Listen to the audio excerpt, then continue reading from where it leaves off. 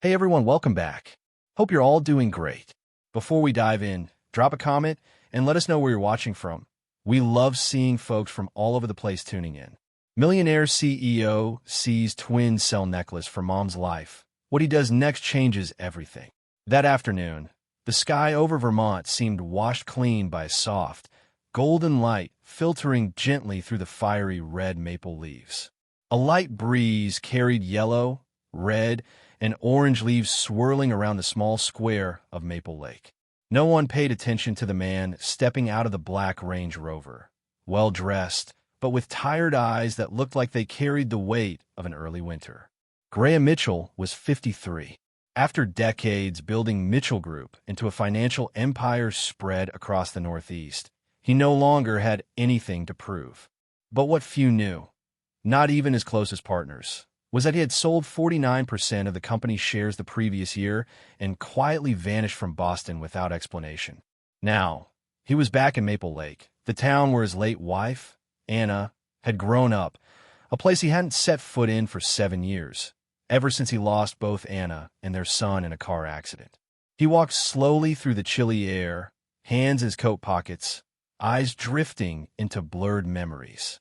He had braced himself for a sense of unfamiliarity, but he hadn't expected the wave of emotion that crashed over him just from seeing a familiar bench or the maple tree that once shaded his family during Thanksgiving picnics. Suddenly, a small, trembling voice stopped him in his tracks. "Excuse me, sir. Would you like to buy this bracelet?" Graham turned and found himself looking at two girls, maybe 9 or 10 years old, standing side by side.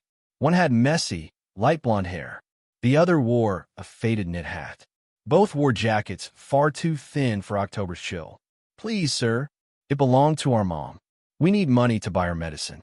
At first, Graham started to walk away. He'd heard countless sob stories in his life, enough to harden any heart. But something in the eyes of the girl in the knit hat made him pause. Those blue eyes, they pulled him back 10 years, to the morning of Anna's birthday, when he had gifted her a silver bracelet engraved with the words, "To, always yours."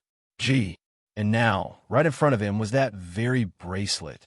He knelt down, carefully lifting the heart-shaped charm. The delicate engraving, the tiny scratch near the clasp, the familiar mark catching the golden light. There was no mistaking it. "Where did you get this?" he asked.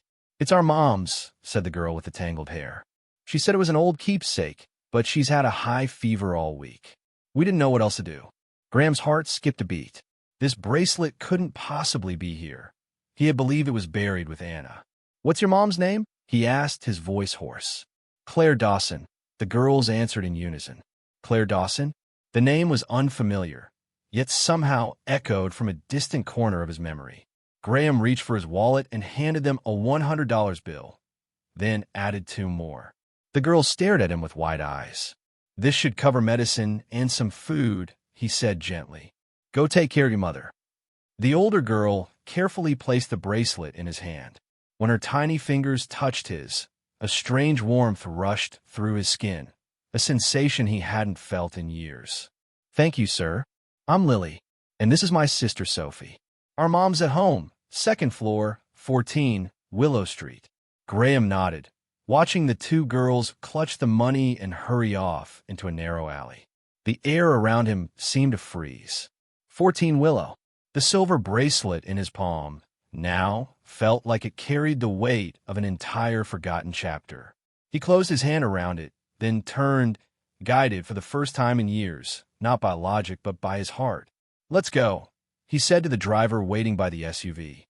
"Take me to 14 Willow." Now, the vehicle rolled slowly over the uneven street. Graham leaned his head against the window, still clutching the bracelet. He didn't know what waited for him at the end of that road, but for the first time in 7 years, he wasn't afraid. The alley leading to 14 Willow Street was narrow and dark, the uneven cobblestones forcing the car to slow down. Dim yellow lights flickered outside the aging apartment buildings, sighing with the cold October wind. Graham rolled down the window, letting the crisp autumn air sting his skin, as if reminding him this wasn't a dream. The bracelet in his coat pocket, the eyes of those 2 girls, and the name, Claire Dawson. Claire Dawson, a name that once echoed familiarly through the halls of Colby College more than 30 years ago. Claire, the girl with the gentle smile, the steady gaze, and those lively philosophical debates in their night classes. They had studied together, written essays side by side, and nearly fallen in love, if timing hadn't betrayed them. But then, Claire went abroad for a year, and Graham took his first job in New York. They lost touch, and Graham hadn't heard that name again, not until today. The SUV stopped in front of an old red-brick three-story building. The walls were stained with time, and the iron staircase was rusted. As Graham stepped out, the feel of solid ground beneath his feet was more real than anything he had felt since coming back to this town. He climbed the stairs and knocked on the door of the second floor. Small footsteps echoed inside, followed by Lily's familiar whisper. "It's him, the man who bought the bracelet." The door cracked open, a warm yellow light spilling out from the modest room. The scent of antiseptic mixed with peppermint and a pot of soup simmering on the stove. Inside, the apartment was a single room, part living room, part bedroom, with children's drawings taped to the walls and a folding bed set in the center. A woman lay there, her breathing faint and shallow. Graham stepped in. Claire, though her hair was streaked with gray, her skin pale and her face drawn from illness, he recognized her instantly. Some features never changed, and some gazes, when met again, could collapse decades into a single, breathtaking second. Claire opened her eyes slowly, her vision still hazy. But when she saw Graham standing there, her entire face froze. Her lashes fluttered, and then, in a raspy whisper, she said, "Graham Mitchell." He nodded, his heart caught between two beats, one from the present and one from a life long gone. "I didn't think you'd remember me," she murmured, offering the ghost of a smile. "I didn't think I'd ever see you again like this." Claire tilted her head gently toward the girls. "They told me what happened. I'm sorry if they troubled you. They were just worried." "They did the right thing," Graham replied. "The bracelet." Claire was Anna's. "Where did you get it?" Claire paused. A heavy silence fell over the room.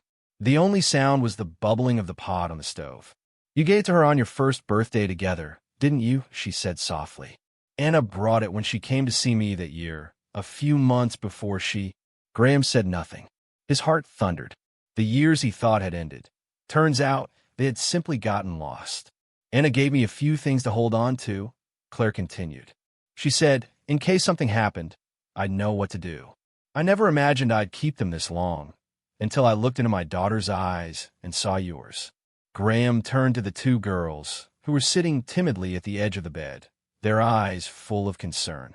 "Claire, the children, are they?" "No." Claire shook her head and smiled faintly.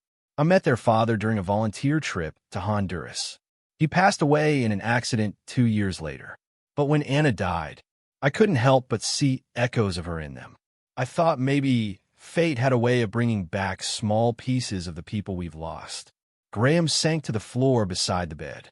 He had never believed in destiny, and even less in the idea that loss could lead to anything good. But now, in this shabby little room, looking at the woman he once knew and the two children who had sold their most precious keepsake to save her, he began to question everything he used to believe. "You need a doctor, Claire," he said seriously. "A hospital, medication, real rest." "I don't have insurance," Claire replied. "I've been trying to pick up extra shifts, but—" "It doesn't matter," Graham interrupted. "I'll handle it. The only question is, do you trust me?" Claire looked at him for a long time. Then she gently closed her eyes, not out of fatigue, but because for the first time in years, she let go of a burden she'd carried too long. "All right, if you want to help, I'll let you. But only if you promise to let yourself heal, too. I'm not the only one who's been surviving, Graham." Those words, so soft, yet piercing, cut straight through the armor he had worn for years.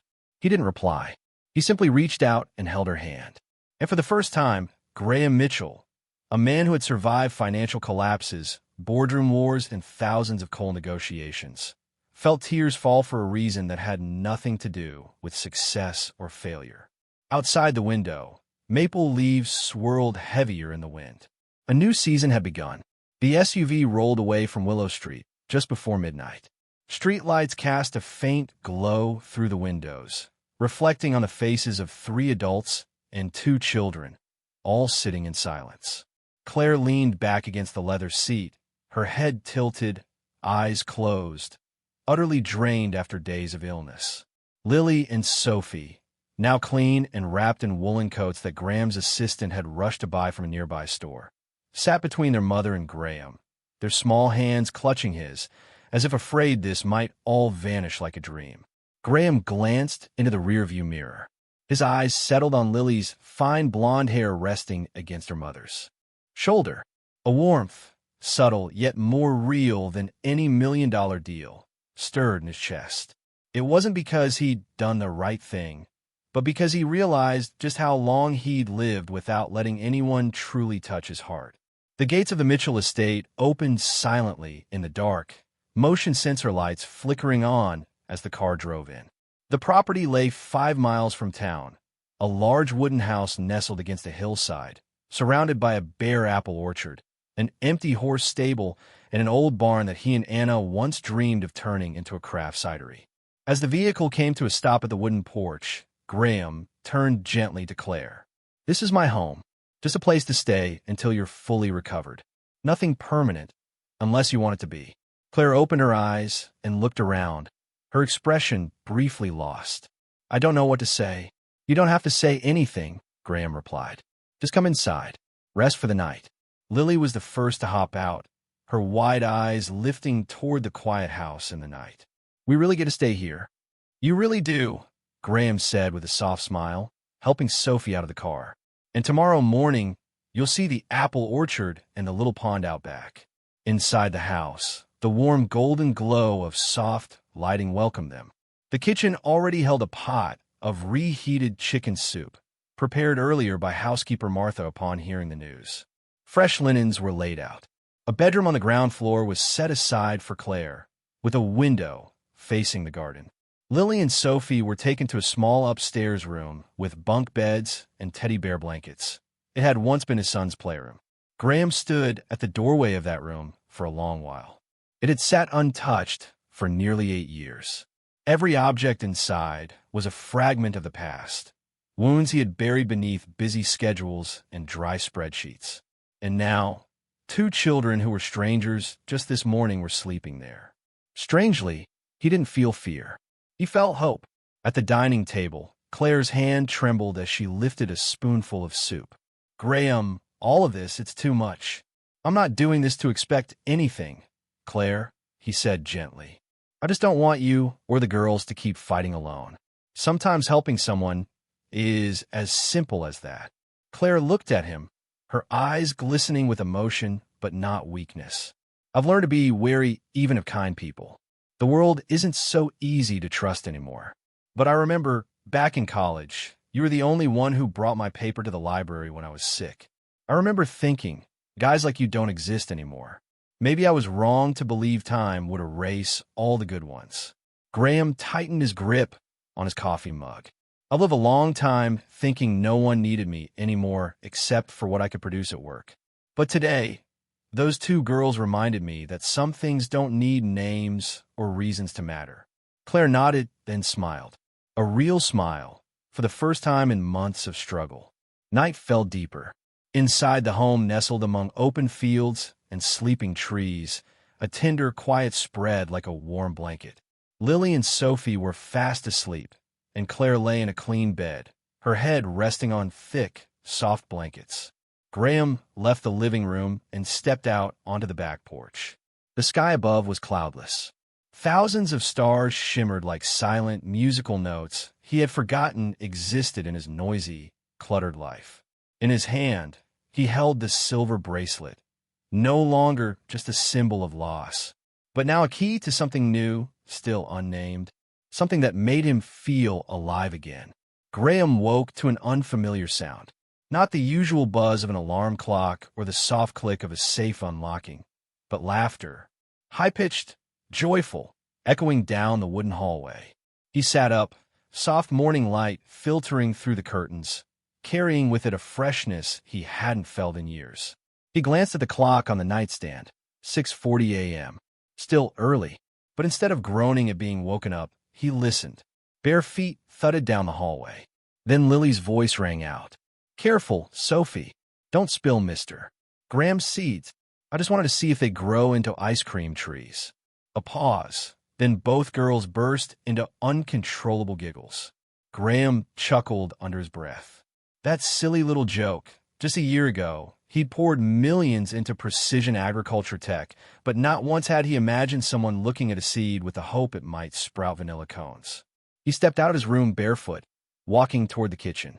Sunlight poured through the back window, illuminating the garden where Claire sat at a small wooden table, wrapped in a light knit sweater, hands cradling a mug of hot tea, eyes gently closed.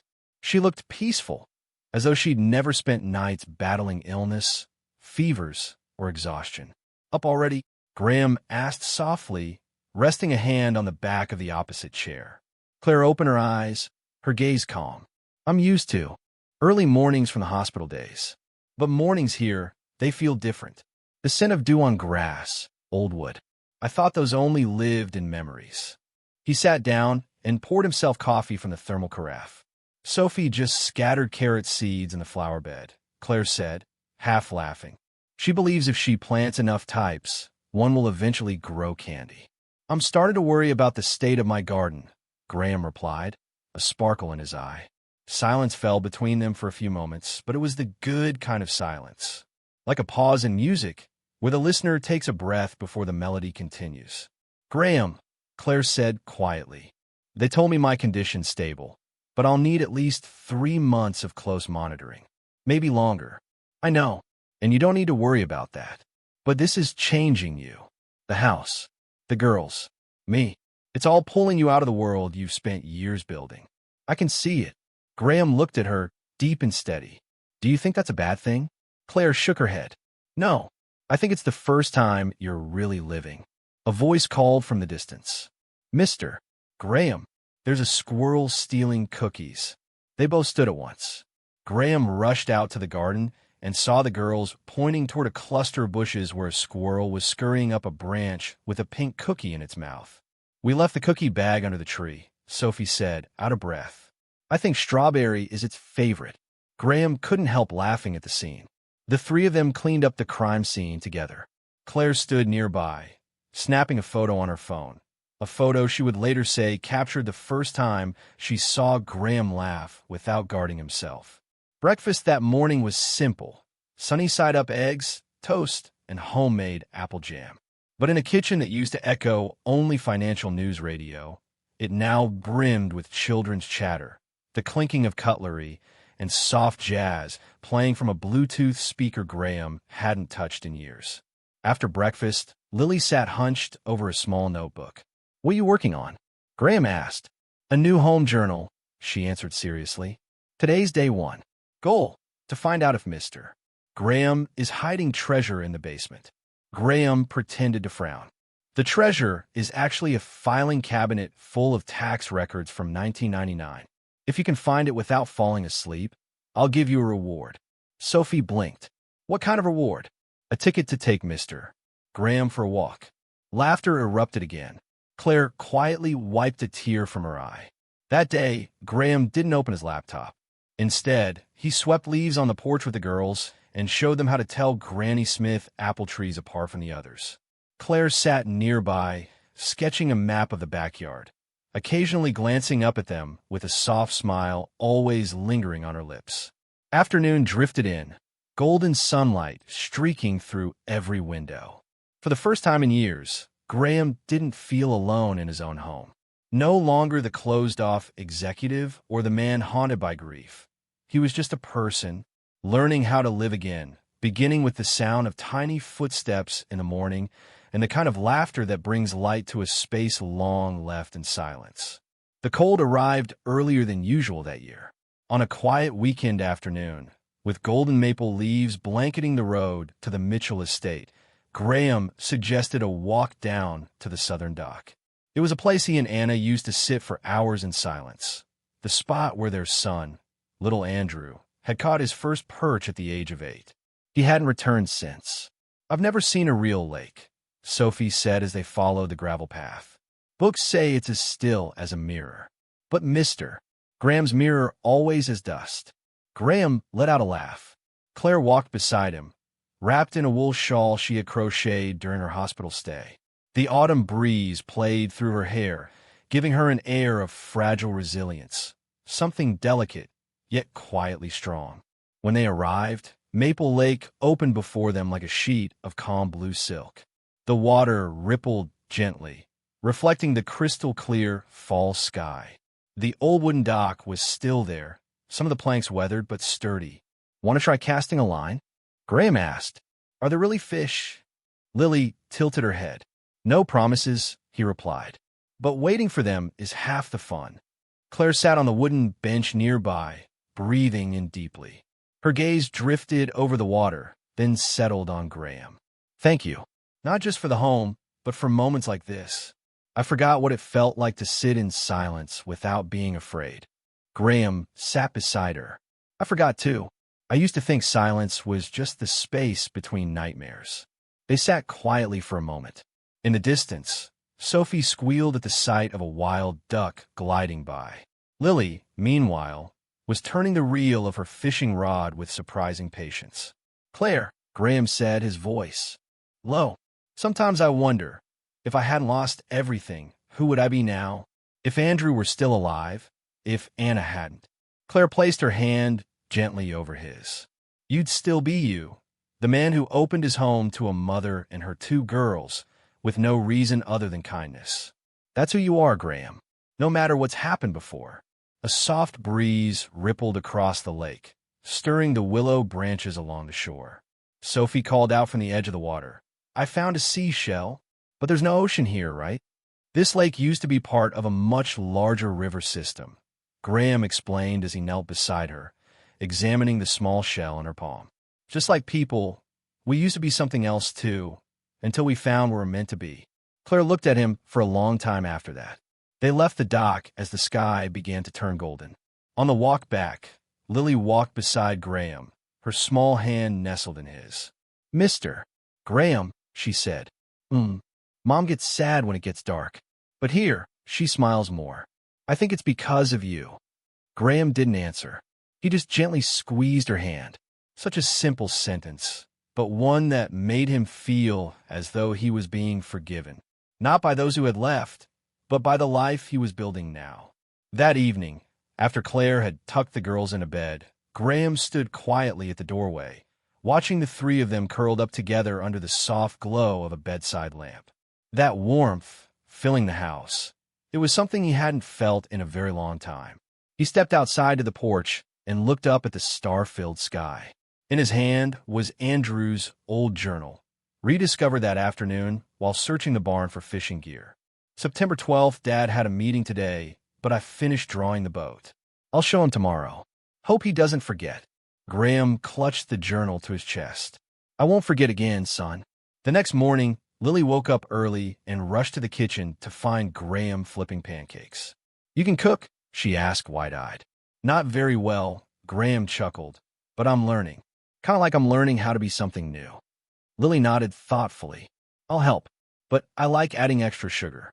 That way, each bite tastes like sunshine."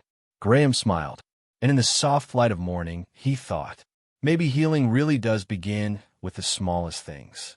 A smile, a tiny hand, a breakfast that tastes like the first sunlight of fall. A sudden rain swept in on that early winter night, drumming steadily against the tin roof of the greenhouse near the porch. Graham stood quietly under the wooden awning, his eyes watching the gravel road that led back into town. The wind blew rain through the tall cedar trees, carrying the earthy scent of damp leaves and freshly turned soil.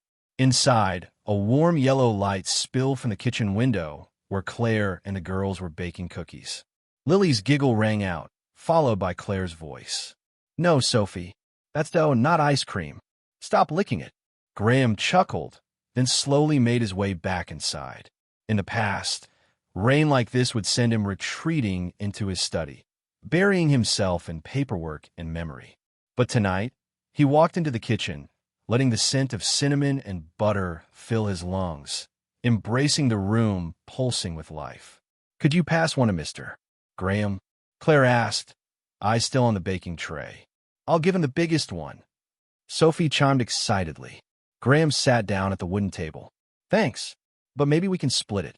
Claire glanced at him, a brief moment where their eyes met, gentle, quiet, and with something else.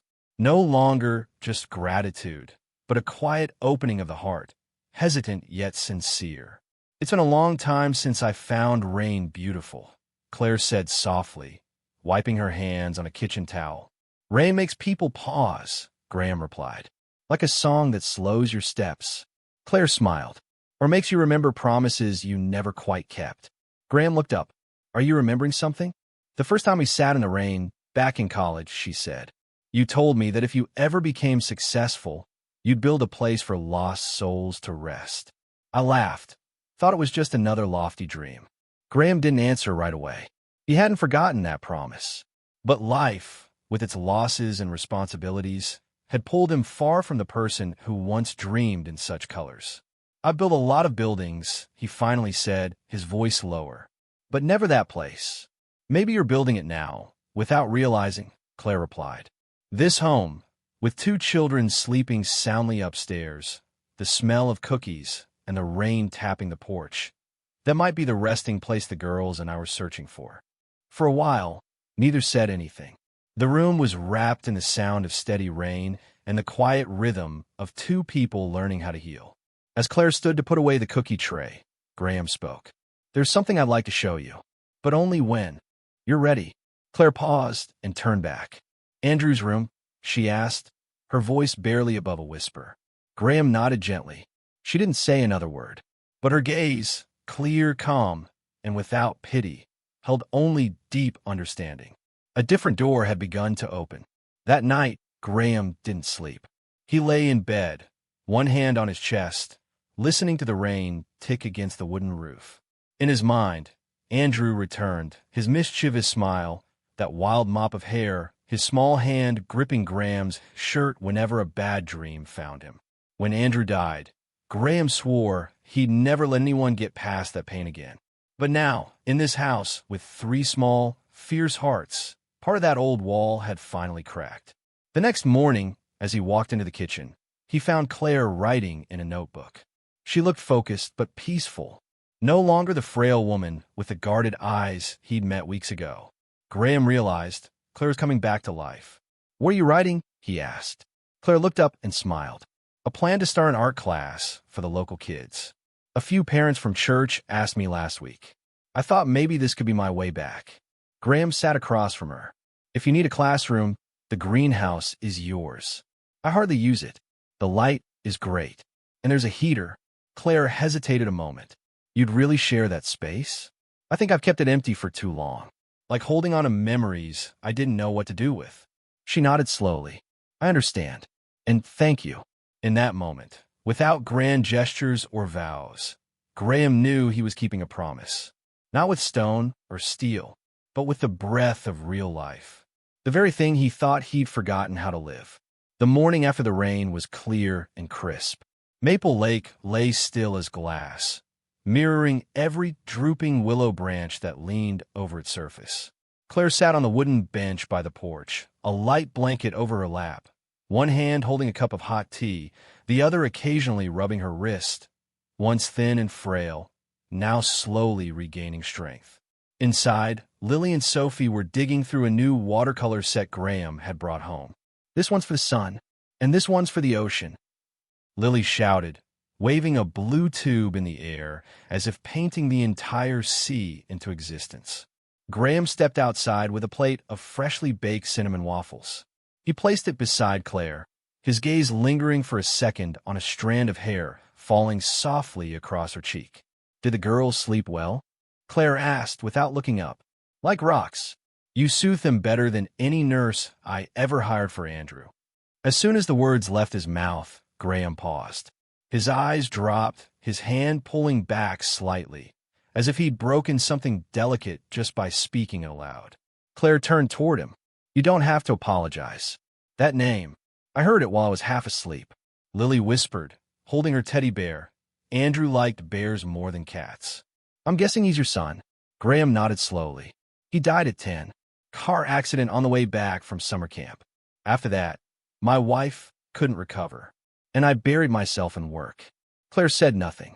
She simply reached out and placed her hand over his, not in pity, not to console, but as a quiet gesture of understanding. I thought I'd live the rest of my life behind closed doors, untouched, Graham said softly. But then you and the girls showed up, like God patching up a broken beat in a song I thought had ended. Claire gave a light laugh. You think he fixes mistakes with waffles and Clear Lakes?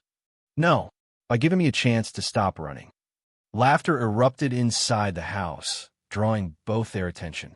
Sophie had a frying pan on her head like a crown, and Lily was standing on the couch, reciting made-up poetry. Neither of them said a word, but something about that pure, radiant energy reached deep, a place within both Graham and Claire they thought had long gathered dust. That afternoon, they took the girls to the town library.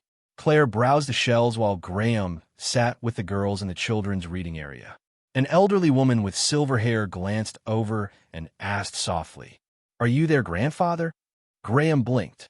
"No, just helping out." She smiled kindly. "I was just helping out once, too. 20 years later, he still calls me Grandma." Don't underestimate the power of something temporary. It usually lasts longer than you think. Graham smiled, but her words stayed with him the rest of the day. That night, after tucking the girls into bed, he stood in the hallway, watching the door slightly ajar. A soft yellow glow spilled from a star-shaped nightlight. Claire was inside, reading to them, her voice smooth as silk. When she stepped out and their eyes met in the hallway, neither spoke for a moment. "I'm afraid," Graham admitted suddenly, breaking his usual restraint. "Afraid that once you're well, you'll leave." Claire didn't flinch. "Of course I'm afraid too. But sometimes the things that scare us most are exactly the things worth holding on to." Graham looked into her eyes. "What do you think this is? A home? A family? Or just a stopover?" Claire hesitated. "I think maybe we don't need to name it just yet. But if every day has laughter, warm meals, and someone waiting when we come home, maybe the name doesn't matter."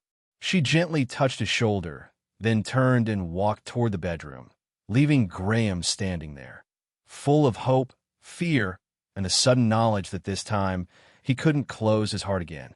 A week later, the town held its annual fall festival in the main square. Claire was busy helping other moms decorate the church craft booth, while Lily and Sophie entered the painting contest, proudly displaying their vibrant, joyful artwork. Graham stood among the crowd, a cup of hot apple cider in hand, his eyes scanning the festival until they landed on Claire and the girls. He didn't even realize he was searching for them until he found them. A middle-aged man approached. "Graham Mitchell? Can't believe it's you. Back in Maple Lake. I'm Henry, remember? From college." They shook hands. After a few pleasantries, Henry lowered his voice. "That woman with you, that's Claire Dawson, isn't it? I remember her from the art department. But I heard she had a rough marriage." Graham didn't respond, but a cold shiver crept down his back. As much as he hated to admit it, some part of him still feared Claire's past might unravel the fragile thing they were building. That evening, as Claire and the girls approached him carrying a plate of warm apple pie, she smiled. "We won 3rd place. This pie's the prize." Graham smiled and accepted the plate, but part of his mind remained entangled in Henry's words. He didn't blame Claire. Everyone had a past. But the real question was, could he accept all of hers? Even the parts that weren't easy? Later that night, after the girls were in bed, Sophie asked, "Mr. Graham, if Mommy gets better soon, will we still live here? Or do we have to go?" The question, innocent as it was, unlocked something Graham had avoided facing. He sat on the edge of the bed and took her hand. "I don't know how everything will turn out," he said honestly, "but I do know this. As long as you still call this place home, I'll do my best to keep it that way." Claire stood in the doorway, having heard every word. She didn't speak, but her eyes shimmered in the dark, and that said more than words ever could. The last maple leaves fell gently along the edge of Maple Lake, like a soft farewell from autumn as it slowly faded. The wind grew colder, and morning fog clung to the window panes of the wooden house, making time feel slower, quieter. But inside that house, life was warmer than ever. Early in the morning, Graham woke to a now familiar sound, the hushed voices of two little girls seriously discussing an old music box. He didn't need to look to know. Lily was likely winding it carefully, while Sophie spun theories about how the music came from magical dust particles.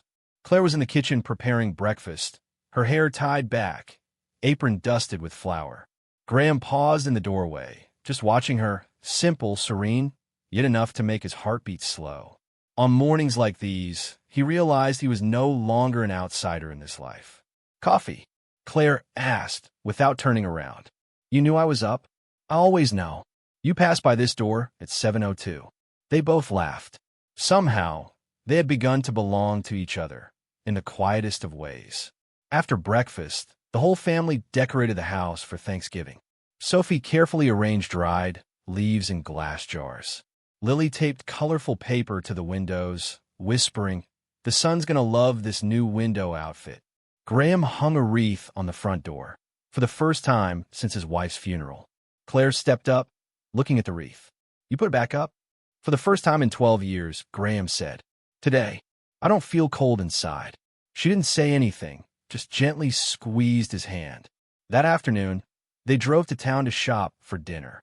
Claire was at the wheel, Graham in the passenger seat, the girls giggling in the back. On the way home, the car stopped suddenly at the sight of an old bicycle lying across the road. A small boy, no more than 8, stood at the roadside, his face smudged, arms wrapped around a tattered backpack. "He's lost," Sophie whispered, her eyes full of concern. Graham stepped out and approached gently. "What's your name?" he asked, kneeling to the boy's eye level. "Ethan. I'm looking for my mom. She's staying at the place for people with no homes." Graham looked toward Claire. She nodded and opened the door. "Would you like to come with us, Ethan?" The boy glanced at him, then at Lily and Sophie waving at him from inside. After a pause, he climbed in, still wary, still shivering, but no longer alone. That night, in Graham's kitchen, Ethan ate his first warm meal after 3 days surviving on dry bread. He didn't speak much, but his eyes said everything. Claire gently wiped his mouth like a mother would. Graham laid out an extra blanket on the couch, where Ethan would sleep that night. When the house was quiet, Graham sat alone on the porch, wrapped in a throw blanket, staring out over the lake. He couldn't stop thinking about Ethan's eyes, the same kind of loss he once saw in his own reflection, morning after morning, after his son passed away. Claire stepped outside with a cup of hot cocoa in hand. "You're still thinking about the boy?" "Yes, and I think we need to do something, not just for Ethan." Claire was quiet for a moment, then spoke as if she had read his thoughts. "I once dreamed of starting a small shelter for single mothers and homeless children. I had to let it go when I got sick. But maybe now is the time to begin again." Graham looked at her and saw a piece of himself reflected in her gaze. The same hope, once shattered, now slowly coming back together through these children. No big words were needed. His nod was enough. The next morning, Claire called an old friend who worked at social services. She and Graham brought Ethan to a center and pledged financial support if needed. As they said goodbye, Ethan hugged Graham tightly. "Someday, I hope I have a house like yours." The boy's words caught in Graham's throat. He didn't answer, just gently patted the child's head, the same way he once did with his son, so long ago. On the drive back, Claire's eyes were red as she held the steering wheel. "See," she said softly, "even just one night, he'll remember it forever." Graham turned toward her. "So will I." Claire gave a quiet smile. "We're building something here, Graham. Not just a house, but a reason to come home." That evening, as the family gathered around the fireplace, Lily suddenly announced, "I think tomorrow we should bake pumpkin pies for the kids who don't have homes. Because today, Mr. Graham was Santa Claus." Laughter filled the room. But inside Graham, that laughter felt like a small bell ringing. Where once it had been hollow, now was full. Outside, winter was drawing near. But inside the little house by the lake, the fire was lit, and a family, no paperwork, no bloodline, was being built one day at a time. The first winter morning arrived in Maple Lake, bringing a thin layer of frost clinging to the windows. Inside the quiet wooden house, Graham was pouring coffee when the doorbell rang. He frowned. Visitors were rare this early, and set the mug down before walking to open the door. Standing on the front porch was a tall man, wrapped in a gray wool coat and a scarf. The sight of him made Graham pause. "Good morning," the man said. "I'm Eric Dawson." The name pierced through Graham like a sharp, cold needle. "You're Claire's brother?" "That's right." Eric nodded. "I heard my sister's been living here. I need to see her." Claire was folding laundry in the living room with Sophie and Lily when she heard the familiar voice. She stood abruptly, nearly dropping the stack of towels. "Eric!" Graham stepped back, giving the siblings space. Claire walked out to face her brother, for the first time in 8 years. "When did you get here?" "Last night. From Seattle. I got a letter from an old friend in Maple Lake. They said you were here, living with a man named Graham Mitchell." Eric's voice carried a clear edge of suspicion. "Are you doing well? You think I've been hiding?" Claire asked calmly, though her eyes began to redden. "No, I just—" Eric hesitated. "I didn't understand. Mom died, and you disappeared. No word. No contact. And now here you are." Graham turned away. He didn't want to listen, but he couldn't help hearing. Pieces of Claire's past, parts he had never been told, were beginning to unravel. That afternoon, after Lily and Sophie left to play with Mrs. Peterson, Claire sat on the porch, a cup of tea in hand, her eyes fixed on the lake now covered with a thin sheet of ice. Graham sat beside her, silent. "You know," Claire said softly, "years ago, Eric and I were the kind of siblings who thought we'd be close forever. But then the family fell apart. Mom got sick. Dad left. Eric wanted to go to med school. I chose art. And when Mom died, instead of staying, Eric disappeared first. And you?" Graham asked gently. "I ran too," she said. "But I ran for myself. I got married, had the girls, and tried to believe in something permanent. But David died in a car crash. After that, everything crumbled. I didn't tell Eric. I was ashamed. I couldn't hold it all together. And now—" Claire was quiet for a long time. "I'm still not ready to forgive myself." Graham looked at her for a long while, then reached out and placed his hand over hers. "Sometimes forgiveness begins by letting someone see that you're still here." That evening, Eric offered to take the girls for a walk around town. Sophie and Lily were hesitant at first, but after Claire reassured them, they agreed. Claire watched them go, her heart full of unease. Graham stepped up beside her and gently draped a scarf over her shoulders. "Do you think I should tell him everything?" Claire asked. "I think you already started." That night, after the girls were asleep, Eric sat in the living room, his expression thoughtful. "You've changed," he said to Claire. "Time does that." "No, I mean Graham did that." Eric looked straight at her. "He's given you a piece you've been missing for far too long." Claire looked up, surprised by his candor. "I don't blame you anymore," Eric added. "I just hope I can be part of your life again, if you'll let me." Claire's eyes welled with tears. She couldn't speak. Graham, standing in the hallway, quietly turned away. He had grown used to standing in the background, but for the first time, he felt ready to step forward with Claire. Not just to help, but to walk beside her. That night, after everyone had gone to bed, Graham stood alone in his son's old room. He opened a small wooden box filled with letters Andrew had once written to him, letters he never got the chance to send. He placed the final letter in a picture frame beside Andrew's old desk, next to a new photo, Claire and the girls baking cookies, Graham in the background, smiling softly. It was the first photo he'd framed in 13 years. No longer a frozen past, but a present in motion. The next day, the whole family planned a small picnic in a sunken clearing at the edge of the woods, tucked between rows of crimson maples. Eric brought his guitar, Claire baked apple pie, and Graham handled the tent setup for the girls to play. As the sun set, they gathered around a small fire. Lily leaned her head on Claire's shoulder. Sophie curled up with her head on Graham's lap. Eric played an old tune, "You've Got a Friend." Graham stared into the flickering flames.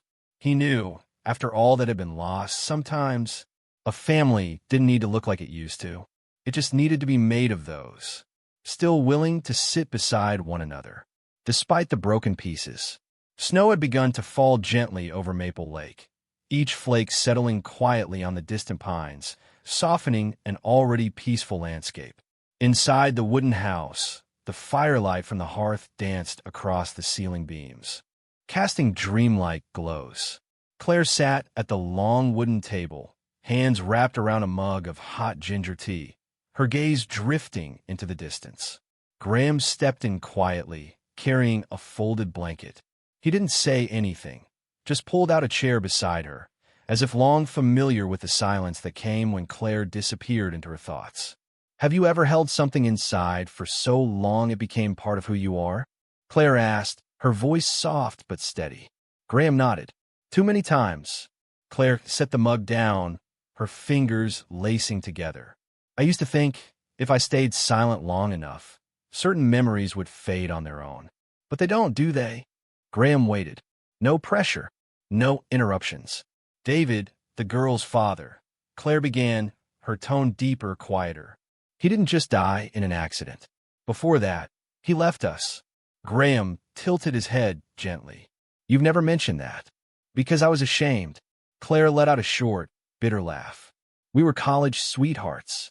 We started everything with belief and promises. But life isn't poetry. After the girls were born, he changed.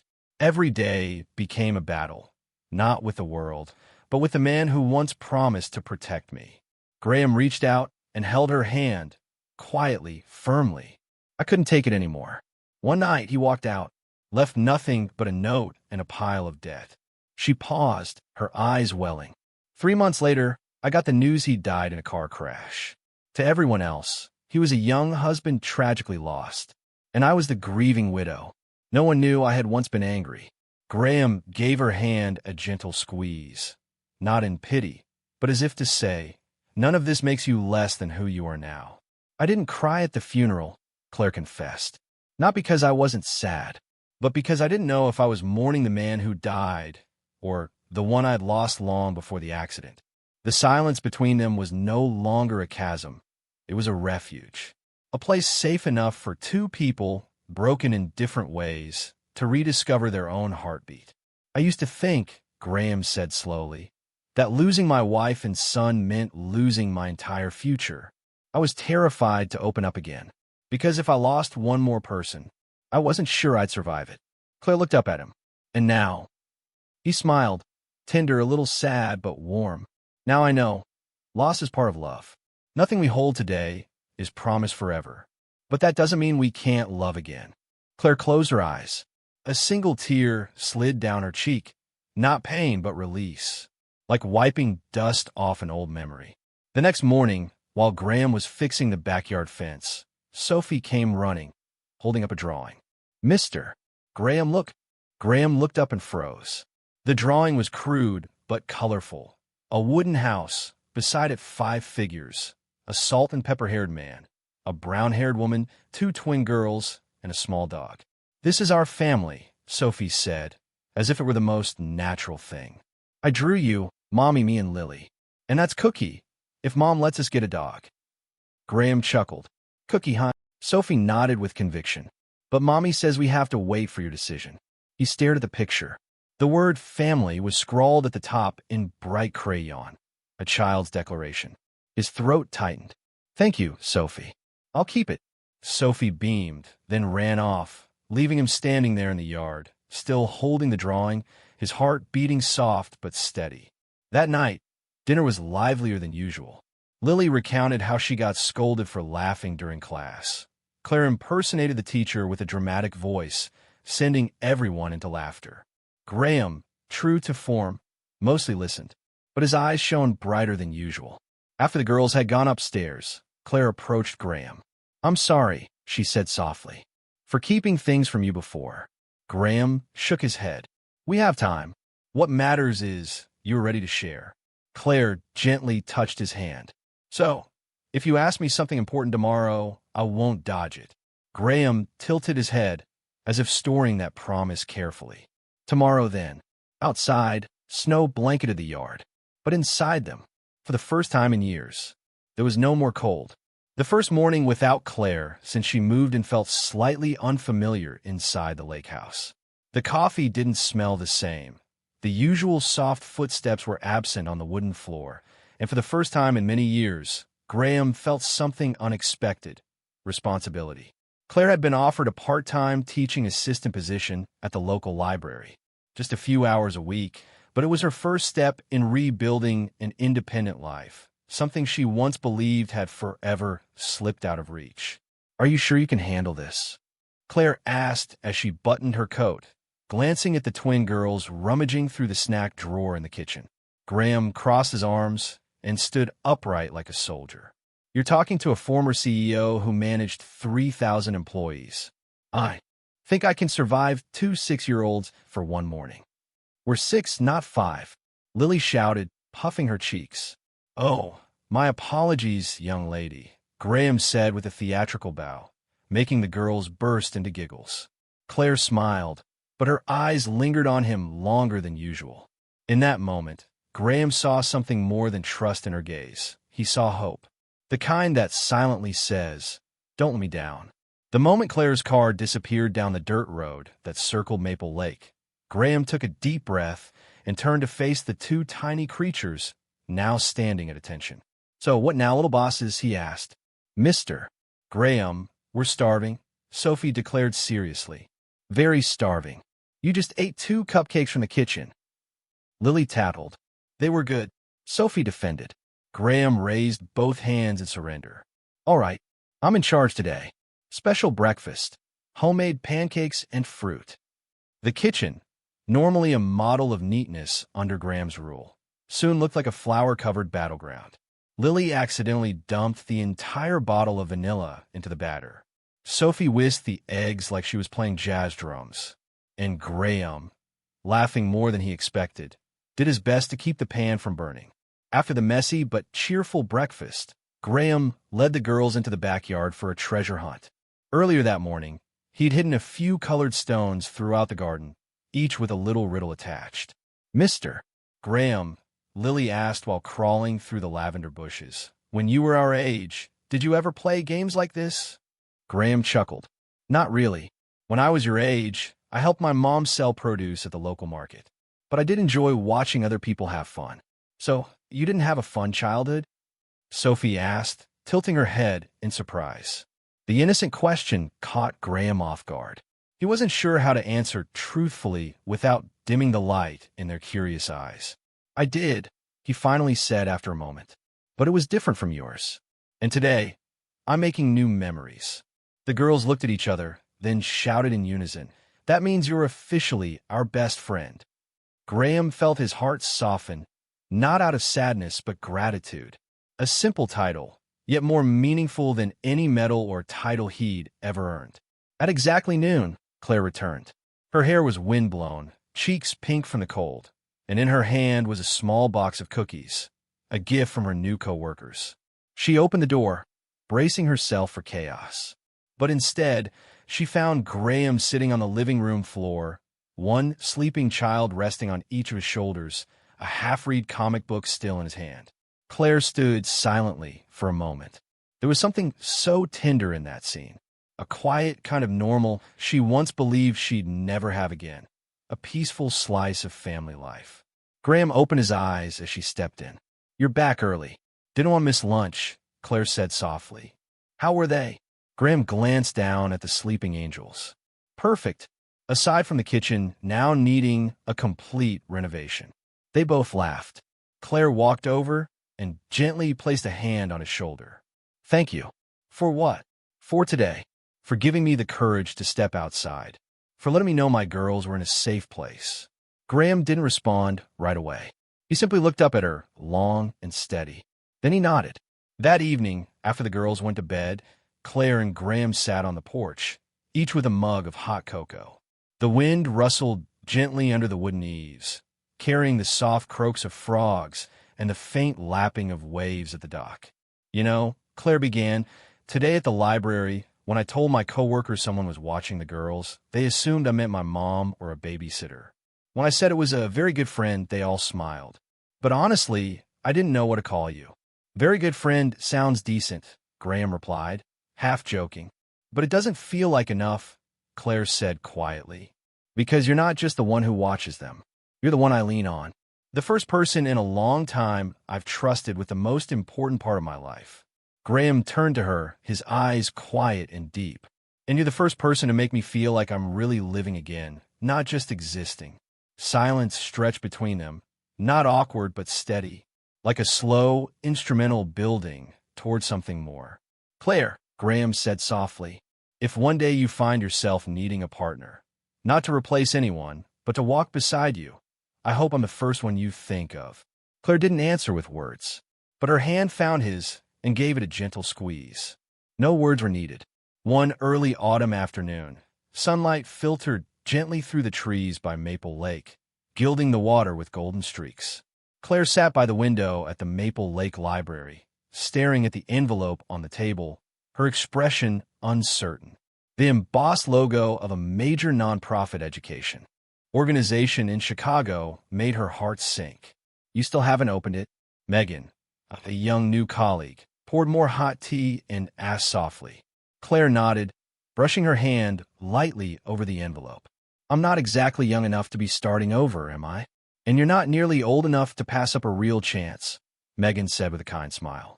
Claire thanked her and stood, slipping the envelope into her coat pocket.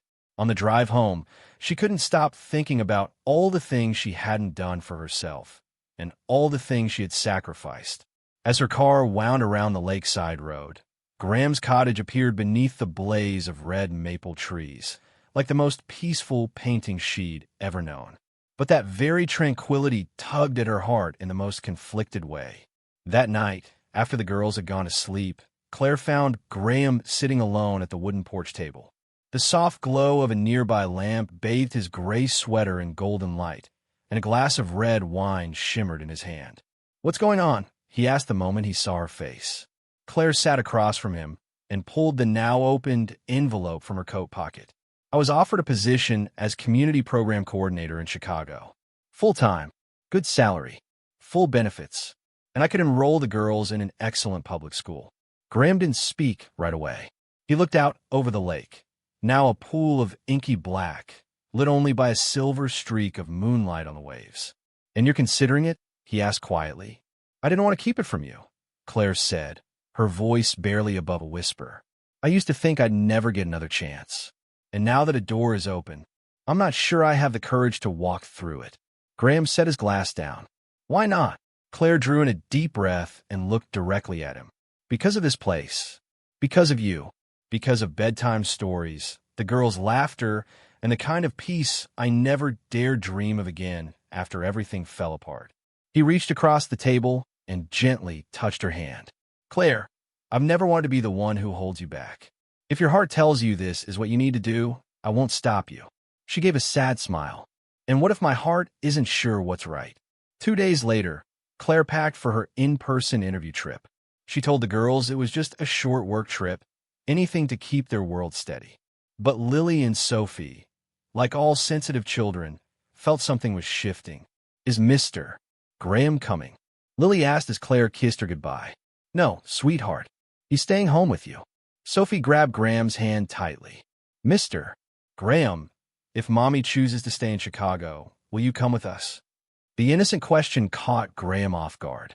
"I'll always be nearby, wherever you need me," he said softly, and he wasn't sure if he was saying it to the girls or to himself. In the days Claire was gone, Graham fell into a strange rhythm, familiar, yet not quite whole. He still walked the girls to school, still made their cocoa, still read them bedtime stories. But everything felt like it was missing a crucial piece. He realized he had grown used to Claire in the kitchen, to the sound of her laughter on the porch, and the light in her eyes when she watched her daughters play. One night, after the girls were asleep, Graham sat by the lake with a small velvet box in his hand. His mother's ring, a family heirloom he had never thought much about, now whispered something far greater, a true home. Claire returned Sunday afternoon, tired but glowing. The girls ran out to greet her, wrapping their arms around her, competing to tell her every detail of their week. Graham stood quietly nearby, waiting for her to come to him. "How was the interview?" he asked when they found a moment alone by the dock. Claire was quiet for a long time, then looked at him with deep, steady eyes. "They want me. They offered a lot. But there's one thing they can't give me." Graham smiled gently. "What's that?" She turned toward the small cottage, where the girls were waving through the window. "A family." Graham squeezed her hand and pulled a small velvet box from his pocket. He didn't rush to open it, just placed it gently in her palm. "I don't know what the future holds, but if you choose to stay, let me be the one to build that home with you." Claire looked at him, her eyes shining with tears. "Graham, are you sure? There's nothing else I'm more sure of. Wherever you and the girls are, that's where I want to call home." She laughed through her tears and wrapped her arms around him. There was no need to open the box. The answer was already clear. That winter came late, as if the weather itself wanted to delay the chill for the home slowly taking shape by the shores of Maple Lake. In the cozy kitchen, where the scent of waffles and morning coffee always lingered, Graham stood by the sink, sleeves rolled up, carefully washing dishes while Sophie recounted her day at school, her eyes sparkling like tiny stars. "Teacher said I read the best in class. Mommy says it's probably because I talk so much at home. I'm used to it." Graham chuckled. "Then I guess your teacher owes this family a thank you." Lily sat at the table, coloring a picture of the season's first snowfall. She drew a small house with smoke curling from the chimney and 4 people standing together on the front porch. On the roof, a bird perched quietly. "This is our house," Lily said, pointing. "And that bird, that's Dad." Graham paused for a second. "Dad? Our dad's in heaven," Sophie said softly. "But you're the one here with us now, Mr. Graham. So, can we call you Dad?" He looked at the girls, his heart tightening at something deeper than love. There was no ceremony, no bloodline, just presence, just truth. He nodded, voice steady despite the lump in his throat.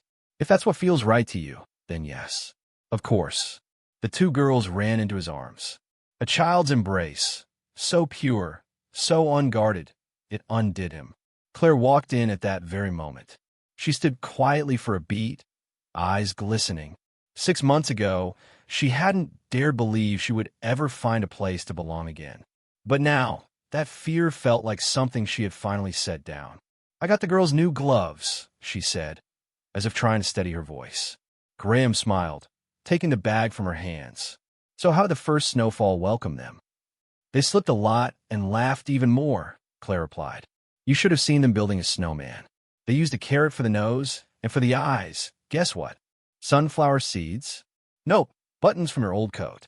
Graham burst out laughing. "So, Mr. Snowman's rocking the vintage look, huh?" That evening, after a simple but cozy dinner, the family gathered around the fireplace.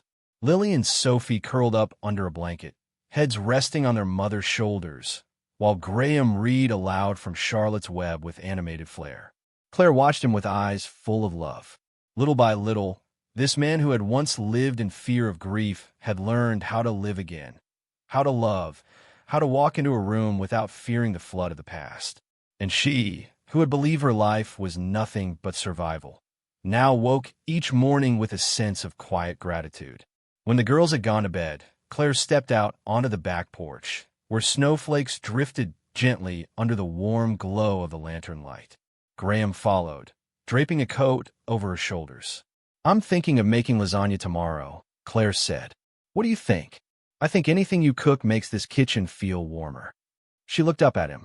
"You know, I used to believe that broken things could only ever be fragments. But you, Lily, and Sophie showed me we can rebuild, even from shattered pieces." Graham took her hand in his. "I used to believe I didn't deserve a second chance. But now, every time I see you rocking the girls to sleep or forget your apron on the chair, I realize I'm living in that second chance." She rested her head on his shoulder. The night breeze passed gently, like the universe whispering in return. "Family isn't where we're born," Claire whispered. "It's where we choose to stay." Graham held her hand tighter. "And I've chosen. In a little house by the lake, under the season's first snow and the echo of children's laughter." A new family had truly come to be, not through obligation, but through love. That morning, Maple Lake shimmered in a way that felt almost magical. It was as if autumn had decided to pause, just long enough to witness the start of a new chapter. Golden sunlight filtered through crimson and amber maple leaves, blanketing the lakeside garden in a natural carpet. The gentle lapping of water against the stones mixed with the soft chirping of birds, and the sweet sound of violin being played by one of Graham's old friends. Inside the small room at the back of the lakeside cottage, Claire stood before the mirror. Her ivory wedding dress hugged her frame gently. Simple, not lavish, but elegant and graceful. Her hair was adorned with tiny red maple blossoms, and her eyes, glistening, were full of quiet joy. "I tied your shoes, Mommy," Sophie said, looking up eagerly. "And I brought this hairpin," Lily added, offering a small floral pin she and her sister had made the week before. Claire bent down, wrapping them both in her arms. "You girls are the most wonderful gift I've ever received." From the window, Graham stood at a distance watching. Dressed in a dark suit, his neatly trimmed silver hair catching the morning light. His gaze no longer held the sorrow of a broken man, but the steadiness of someone who had come back to life because of love. The wedding was held in the garden behind the cottage, a favorite space for the whole family. Wooden benches were arranged beneath a canopy of fiery maple trees. There was no stage, no fancy lighting, only nature, friends, and the familiar faces of Maple Lake, those who had witnessed Graham's long road back to healing. Mr. Walker, the elderly neighbor who'd helped Graham build a fence the year before, whispered to his wife, "I haven't seen him smile like that, not since the accident." The town sheriff, who had once delivered the heartbreaking news of Graham's loss, now sat in the front row, discreetly wiping his eyes as the music began. Claire walked out, arm in arm with Lily and Sophie. The three small figures moved like a beam of light through the garden center. Her dress fluttered in the breeze like soft ripples on water. Graham stepped forward, visibly moved. They joined hands, their eyes locking in the kind of silence that speaks louder than words. Pastor Thomas, the same man who had officiated the funeral for Graham's family years ago, now stood before them, holding his Bible with a voice that was calm, steady, and full of warmth. "Today," he said, "we witness more than a marriage. We witness the resurrection of belief, in love, in family, and in the enduring power of hope." Claire squeezed Graham's hand. "I used to think I had nothing left to give. But when you came, you asked for nothing. You were simply there, and I learned how to open my heart again." Graham replied, his voice trembling slightly. "I once lost everything I thought I'd never live without. But then you and the girls walked into my life, not loudly, not suddenly. You just stayed, and that saved me." Sophie and Lily stepped forward, each holding a ring on a dried maple leaf. "Mommy, Daddy Graham," Lily said, "we think you should put these on and promise to always hold hands."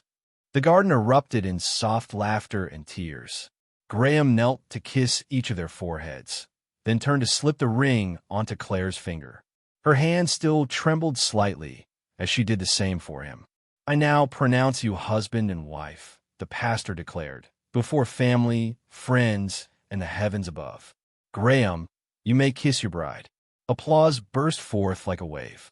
Claire laughed through her tears as Graham leaned in to kiss her, gentle, whole, and filled with meaning.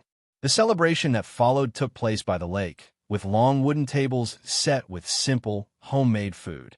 There was no lavish menu, just roasted chicken, mashed potatoes, Mrs. Johnson's famous apple pie, and a wedding cake lovingly decorated by Lily and Sophie with marshmallows and jelly beans. "Can we decorate the cake again, next anniversary?"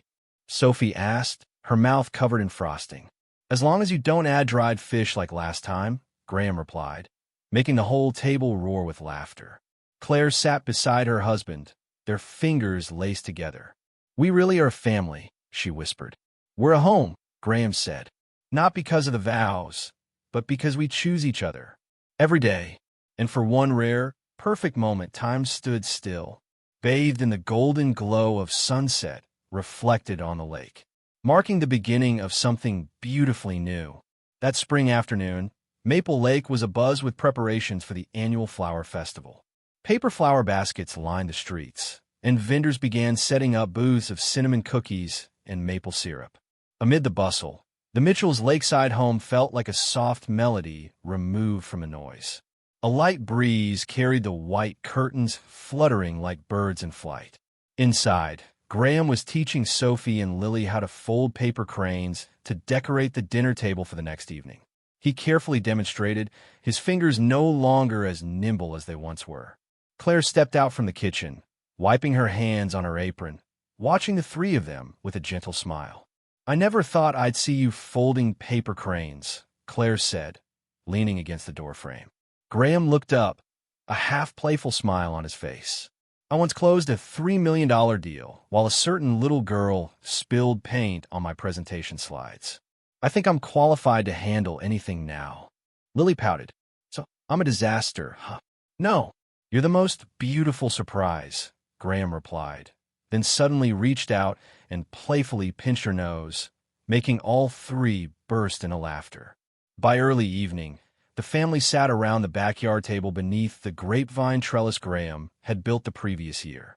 Soft yellow string lights twinkled above them, and the first chirps of crickets began to play their nightly symphony. "Tomorrow I get to sing solo," Sophie announced mid-potato scoop. "Really?" Graham glanced at Claire, then back at Sophie. "What song?" "You Are My Sunshine. Mommy's been playing piano with me all week." Claire looked at Graham, her eyes full of trust. "You'll be there, right?" "I penciled it in last month," he replied. The girls burst out laughing. Claire slid her hand beneath the table and gently rested it on his, just enough to say thank you for choosing us. That night, after everyone had gone to bed, Graham sat alone in the living room. The small fireplace glowed amber, casting soft shadows across the walls. On the table was a new photo frame, a Christmas portrait from their first holiday together. Claire in a red sweater, the two girls wrapped around Graham's sides as if afraid he might disappear. He stared at the photo and gently ran his fingers across the glass. There was a time he hadn't believed he deserved this. Now, his greatest fear was losing it. The wooden door creaked open. Lily, in her cat-print pajamas, quietly stepped inside. "I heard the fire," she whispered, walking to the couch where Graham sat. "Couldn't sleep?" She shook her head, then climbed up beside him. A moment passed, and then her voice came, soft as a breeze. "Daddy." Graham froze. She had never called him that, not once. Lily looked up, waiting. Graham didn't speak. He simply placed his hand on her shoulder and gave it a gentle squeeze. Lily's whole body relaxed into him. No more words were needed. Just a stillness filled the room, one that spoke louder than language. He was truly her father now.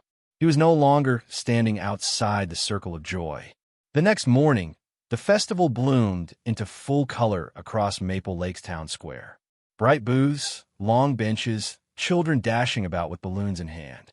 Sophie stood on the small stage, sunlight sparkling on her light brown hair.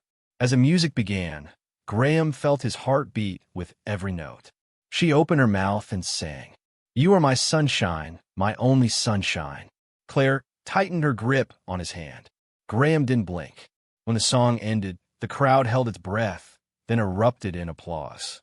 Sophie bowed, then looked toward her parents with the brightest smile she had ever worn. And Graham knew, in that moment, it wasn't his career, his success, or his legacy. This simple love was the greatest gift of his life. That evening, as the family sat watching fireworks from a small boat docked near the lake, Graham pulled Claire close. The girls sat ahead, holding each other, heads resting on shoulders. "We could stop right here," Graham whispered. "Stop it, Happy." Claire leaned into his chest, eyes glistening. "No stopping, just the beginning of a new chapter." Graham nodded, wrapping his arm around her tighter. In his ear were Lily's giggles as she recounted the concert, Sophie counting each firework burst, and the quiet, steady beat of his heart. Finally at peace, an ending, and the most beautiful beginning. The story of Graham Mitchell and Claire Dawson is more than a late-blooming love story. It's a profound reminder that happiness has no expiration date, and that genuine connection can heal even the deepest wounds. Graham, once a successful yet lonely man, had endured an unspeakable tragedy, the loss of his wife and son in a devastating accident. Claire, a single mother struggling with illness and poverty, had long stopped believing she'd ever find a real home again. But it was two little girls, Lily and Sophie, with a simple silver necklace and pure-hearted courage, who became the bridge between two lives that seemed worlds apart. Their unexpected appearance on a quiet afternoon market didn't just change Claire's future. It reignited a spark in Graham's heart, one frozen by grief and memory. This story mirrors a reality many older adults in America face. They've lost loved ones, spent much of their lives as supporters or leaders, and yet deep down, they're still human beings longing for connection, something that can't be bought with money or earned through power. It reminds us that the simplest forms of care, a shared meal, a midnight hug, a tender nickname spoken with trust, are the most powerful medicines for the hidden scars of the soul. For many older viewers, this story is a gentle embrace for hearts weary from solitude. It delivers a clear and comforting message. It is never too late to love, to be loved, and to become a meaningful part of someone else's life. Whether you live alone in a small apartment or in a large, quiet house, remember, sometimes all it takes is one kind gesture, one sincere glance, to open the door to a brand new life. Graham's story is not just a modern-day fairy tale. It's living proof that even after our greatest losses, hope still takes root, and that family, at times, is not built from blood, but from love, gratitude, and the choice to stay.